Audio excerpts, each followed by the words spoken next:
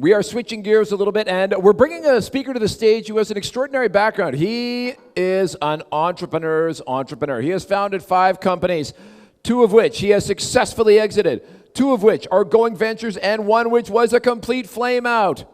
But when you've had that much success, you don't mind talking about what you learned from the things that didn't work and sharing it with others so they can grow. And who wants to hear from him now? He started an organization 3 years ago called Startup Genome. In a quick 3 years, he has advised over 50 city governments in 30 countries. They have learned from them, but they have also provided advice. Why? Because he has the experience. He is currently based in Silicon Valley, where he also has the ear of major corporations, your IBM, your Cisco's, the big tech giants.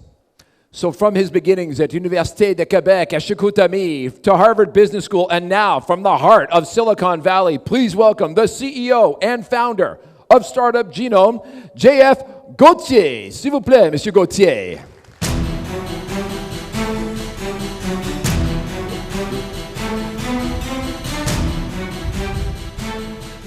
Thank you so much. Good morning, business angels. Doesn't that feel good to be an angel once in a while? My 3-year-old think it's awesome that I'm an angel sometimes. And I tell her, you know, Papa thinks it's great when you're an angel also sometimes. I'm here because angels are extremely important in startup ecosystems. And we know because we've quantified startup ecosystems more than anyone in the world. And when you look at this chart, you can see that the percentage of seed rounds divided by the sum of startups is extremely correlated, directly linked to the percentage of exits in an ecosystem. This is the beginning of the road to startup exit, not because of capital, and yes, of course, it provides the fuel to develop more complex technologies, but because of mentorships, because of guidance, because of relationships. We're here because we want to see more policy action, but really more effective policy action. I know we all feel the same. There's been a lot of policy, and most of it has failed, unfortunately. And we work with a lot of governments, dozens, and they feel the same too. They want to do great work. They're working hard. They have their heart at the right place. But unfortunately, they haven't seen the impact they've been looking for. And the result of that is this chart. This is a terrible chart. I drew it for the first time in 2015, and that's why I started the new Startup Genome. Really, we started in 2011 with Steve Blank, doing the first and still the only global research on startup success and then startup ecosystems. And then we turned it into a SaaS startup to give back all the results to the startups, to guide them. Finally, we veered towards e-commerce because it's much easier to do benchmarking when you all have the same metrics of success. And we took off. In the Shopify ecosystem, we were the fastest growing app ever across all categories. So we sold to Sage, but before we did, Bjorn and I thought, we cannot give that up. We need to turn this into an engine of knowledge and a knowledge network to help governments do better, to do better for us, entrepreneurs, and for all society to create more jobs and economic growth. So when I look at this curve, right, I see San Francisco, and I've been living there, and we hurt as much as everybody else. There's too much value creation. And on the flat part, you have cities like Seoul, like Tokyo, major economies, city economies, and somewhere on the flat part. Incredible. So I created this to really with the goal of allowing for startup success not to depend anymore on location, on gender, on ethnicity, on social background. And also that the curve looks like this. This is our mission, but I think this is all our missions together. And the curve looks like half a smile, which is already a good beginning. But we need to work on this, and we've been working with dozens of governments. Now we work with about 40 of them all over the world. But it's really a knowledge network. We teach, but we learn a lot. We learn about what policies succeed, but more importantly, which ones fail. And we never publish about that. Right? The government does a policy, it doesn't work, and you never hear about it anymore. So that's what we do in our members' meetings. I ask the question, tell me a policy that failed. And everybody laughs, and then we start really talking and learning. And it's undeniable that some policy has had incredible impact. When we look at Silicon Valley, Boston, right, we think the best example of private sector success ever. But going back to the 40s, 50s, 60s, tens of billions of dollars of US government investments. Beijing, of course, massive government policy that's been succeeding. We look at New York and London, right, that were 5th, 6th, 7th. And with the Mayor Bloomberg working with giving the rein to the Economic Development Corporation of New York, with Cameron forming Tech City UK, now Tech Nation, really going up in the ranking through really smart policies, but not policies that cities should copy because they're already large, they're huge economies, and really with scale-up policies and creating focused, subsector-focused ecosystems. But when I look below, I see Tel Aviv, Singapore, relatively small cities. And yet, because of their leadership and policies in the 1990s, they're up there. And that's where I started. I started calling people in Singapore. Edwin Chow is now Deputy CEO of Enterprise Singapore, and who used to be a middle manager. And I said, what did you guys do in 95, in 96, in 97? It's like, we copied the YOSMA program, and it completely failed because we had a problem of culture, aversion to risk. We needed to change that. We've been working on this for 15 years. And so this is what you need to do to really understand what works, because it has to be the right thing at the right time. But better public policy works with the private. One of these examples is the Keystone Teams. This is what we call a small group of startup or entrepreneurial people and entrepreneurs working to help everybody else. They get out of the ecosystem doing their own startups. They don't work in startup support organization. They work to help all the startup support organization. The accelerators being more successful, the angel groups being more successful, the events being more successful. And when you look at the results, it's incredible. This is the ranking of exits dollars. And there's very little changes in our ranking if you look at it. And these cities went from 30th in the world, 35th in the world, and 5-6 years later, after creating these new policies, really went up 10, 15, 20 positions. This is unheard of. These are the most successful cities at doing policies and going up in the ranking. And this is about the government starting something and passing it on to the private network. And they are pretty small cities, right? Helsinki, Stockholm, not very large. And so large city GDP is not enough. When I look at Tokyo, maybe the largest city economy in the world, 40th. London, Paris, we've talked about London. Paris has been really working hard to create good policy and doing pretty well. But when I look, this is pretty much the top European cities by city GDP. And we see Istanbul, Madrid, Milan, great economies, but yet really far down in startup ecosystem. And a lot of them create amazing technologies. They have amazing universities. They have great people. So it's not enough. We need to take action. And public policy is about leadership. And it's about doing the right thing at the right time. It's like a startup. If you start your startup, you start coding, you do premature scaling. You can read our 2011 report on premature scaling. This is the big killer of startups. Doing marketing because you have enough money to do marketing, when you should be talking to customers and understanding their needs. And after coding, so premature scaling happens in government and in startup ecosystem. So you want to focus on 2 success factors and take them from 0 to 1. What does that mean? I'm sure some of you have read this book, but it's about when you get to 1, it's because you have a sustainable level of success or quality in this success factor, and the private sector can multiply, can take it up.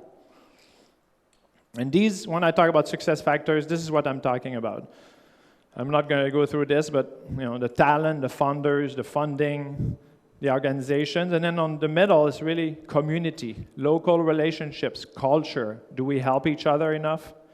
Connecting with the global community, global connectedness, learning global market skills. So the most effective public policies work through community. It causes a chain reaction. It's a virtuous cycle of success across many success factors. So let's take one example, just randomly funding. I don't know why I would take that one today. But I arrived in Hong Kong about 4 or 5 years ago after doing a lot of research. And I said, one of the biggest gaps is your funding gap, and it's your seed gap. Look at this chart. Can't you see? Huge gap in seed funding. And just before I got on stage, we were talking with the other presenters, and of course they didn't read my report. And one of the leading investors says, absolutely not.